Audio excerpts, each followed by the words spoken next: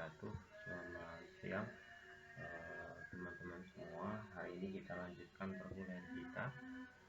Kita bahas terkait dengan penawaran ekspor dan permintaan impor. Ya, ini melanjutkan yang kemarin. Kalau kemarin kita bicara soal pentingnya perdagangan internasional, hari ini lebih spesifik lagi kita bahas terkait dengan penawaran ekspor dan permintaan impor. Ya. Kenapa disebut dengan penawaran ekspor? Karena kita yang menawarkan ke masyarakat luar negeri ya.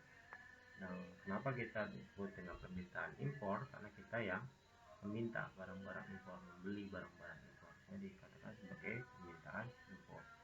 Jadi kalau ekspor itu lebih mengarah pada sisi penawaran, kalau impor lebih mengarah pada sisi permintaan.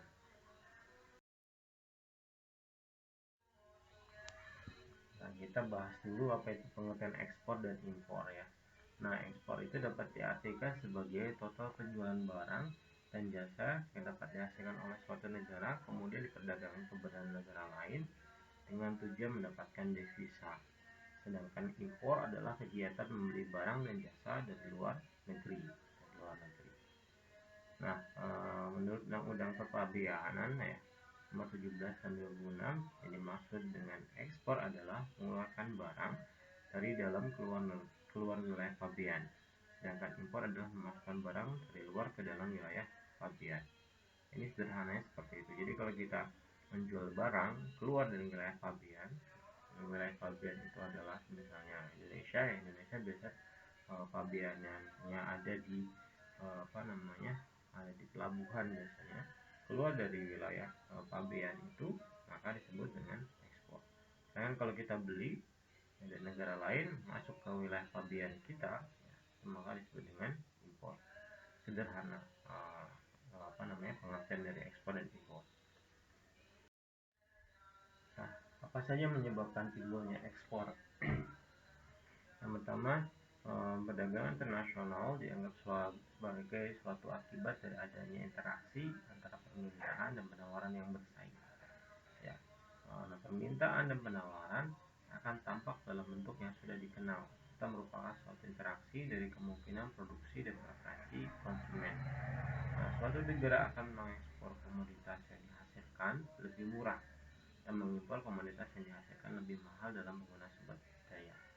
Ya, ini nanti kita bahas teori minggu depan, tapi yang pasti ketika ya kalau kita perspektifnya adalah teori permintaan dan penawaran, ketika barang luar negeri lebih mahal dibandingkan dengan barang dalam negeri, maka suatu negara akan cenderung melakukan ekspor. Sedangkan kalau harga barang dalam negeri lebih mahal dibandingkan harga barang luar negeri, maka kita akan cenderung lebih impor. Ya, ini teori sederhananya seperti itu jika memang dilihat adalah berdasarkan permintaan dan penawaran.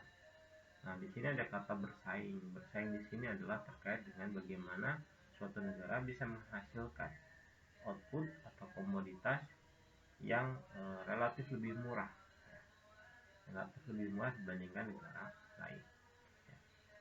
Kenapa? Karena ketika itu lebih murah, maka komoditas negara tersebut akan cenderung diminta oleh negara yang membutuhkan, hingga kita kenal dengan istilah kompetitif, bersaing. Kenapa? Karena banyak produk sejenis yang dihasilkan oleh negara-negara lain.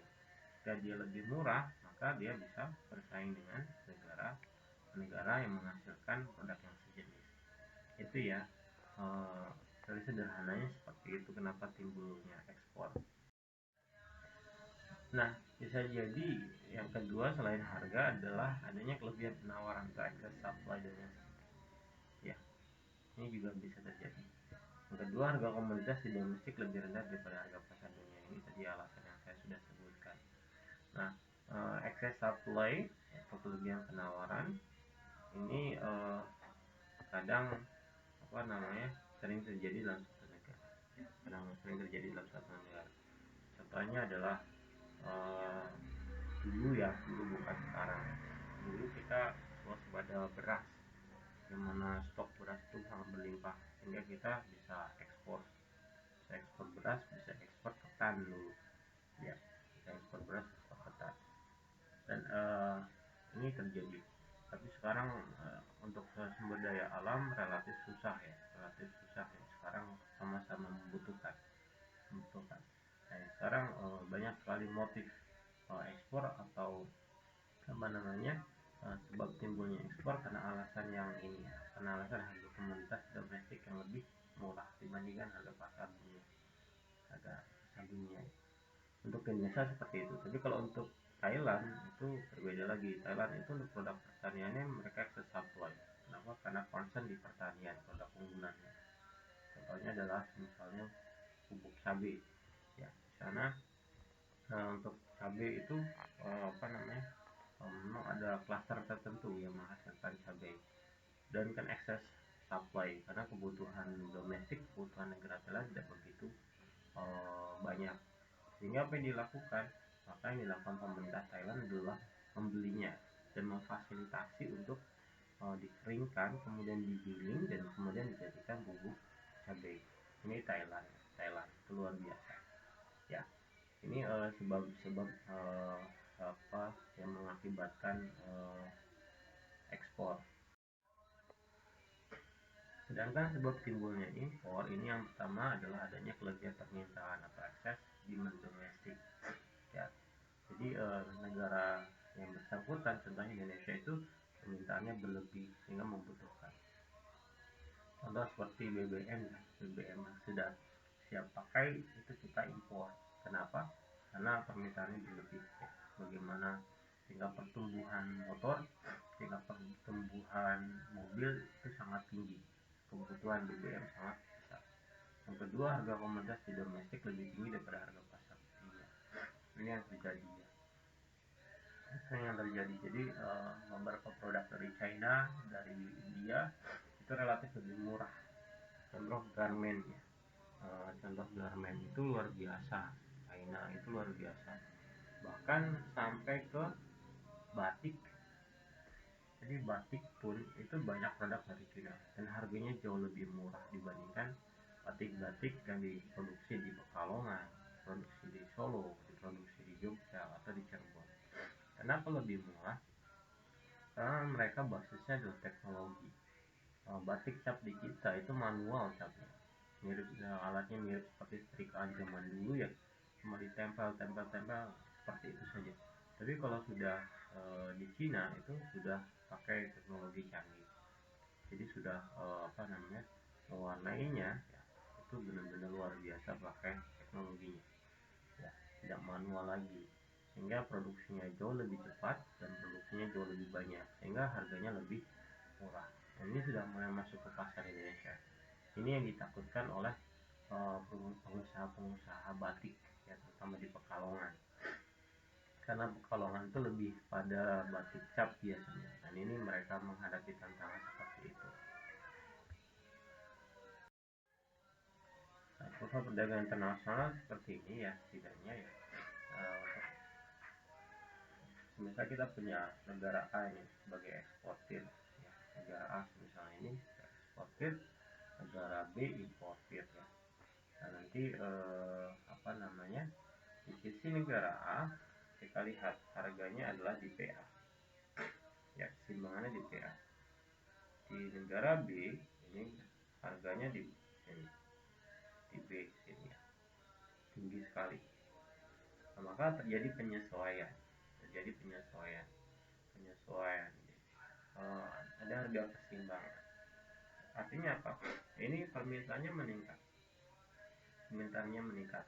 Awalnya DA ini adalah hanya permintaan domestik, sekarang ada permintaan luar negeri, permintaannya meningkat ya, relatif lebih meningkat, lebih tinggi. Ini yang terjadi keseimbangan. Di sisi lain penawarannya relatif tetap ya. Nah, maka kita asumsikan penawarannya ini penawaran negara A dan negara B, jadi keseimbangan ada di sini. Nah, negara A kenapa mengekspor? Karena harganya dia murah sekali, di bawah harga keseimbangan ya. Saya ulangi lagi, Kenapa negara mengekspor? Karena dia harga keseimbangannya di bawah harga keseimbangan pasar dunia. Jadi kurva ini adalah kurva yang menunjukkan keseimbangan pasar dunia di bawah harga pasar dunia, sehingga dia akan mengekspor. Sedangkan B harganya jauh di atas harga keseimbangan dunia, maka negara B lebih baik untuk mengimpor. Ini ya untuk kurva perdagangan internasional, cara memahaminya seperti itu. Nah, faktor-faktor yang mempengaruhi ekspor apa saja? Yang pertama adalah permintaan dan penawaran domestik. Ini juga berpengaruh. Nah, kalau variabel yang biasanya secara makro, penawaran domestik itu ditunjukkan dengan PDRB bisa, atau PDB, produk domestik bruto ya. Ini sebagai agregat expenditure atau agregat demand dan permintaannya. Ini juga bisa diindikasikan dengan produk domestik bruto. Berikutnya harga komoditas yang diekspor ya. Terus jumlah komoditas yang akan diekspor, komoditas substitusi di pasar internasional atau pasar dunia.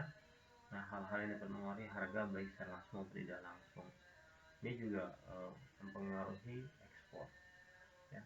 Saya ulangi lagi, faktor yang mempengaruhi ekspor yang pertama adalah permintaan dan penawaran domestik, harga komoditas barang yang diekspor, jumlahnya ya, terus komoditas substitusinya di pasar dunia, terus hal-hal yang dapat mempengaruhi harga ya, baik secara langsung maupun tidak langsung. Contohnya adalah nilai tukar ya. Sedangkan faktor yang mempengaruhi impor yang pertama adalah sama permintaan dan penawaran domestik, karena teori dasarnya tadi ya, berdasarkan kurva perdagangan internasional tadi, supply dan demand. Kalau excess demand maka terjadi kita akan impor. Berikutnya pendapatan masyarakat domestik ya, ini mempengaruhi. Selanjutnya nilai tukar. Kalau nilai tukar misal dolarnya terapresiasi atau nilainya meningkat, maka yang terjadi adalah harga luar negeri lebih mahal dibandingkan harga dalam negeri, sehingga impor akan turun. Berikutnya daya saing produk domestik. Ini juga mempengaruhi. Ketika produk domestiknya tidak berdaya saing, maka impor akan semakin meningkat. Indikator daya saing yang paling mudah adalah harga. Kalau harganya lebih mahal, jauh lebih mahal, maka impor akan cenderung lebih banyak. Terakhir adalah selera ya. Beberapa kalangan atau golongan masyarakat mengutamakan ini untuk perilaku ekonominya. Mereka lebih suka barang luar negeri dibandingkan barang dalam negeri. Ini yang sering terjadi. Contohnya adalah motif prestis ya, prestis. Dalam artian mereka lebih melihat kebanggaan, ya, pamer. Oh, ini saya punya barang luar negeri. Contohnya beli sepatu ya. Kalau import itu luar biasa. Misalnya merek tertentu contoh Adidas ya. Ini impor harganya sekian juta. Padahal diproduksinya di Indonesia, tetapi karena impor, wah ini prestis, selera, suka seperti itu, terbawa. Itu ya, ini fakta-fakta yang mempengaruhi impor. Ini penawaran ekspor, kurvanya seperti ini ya, secara teori.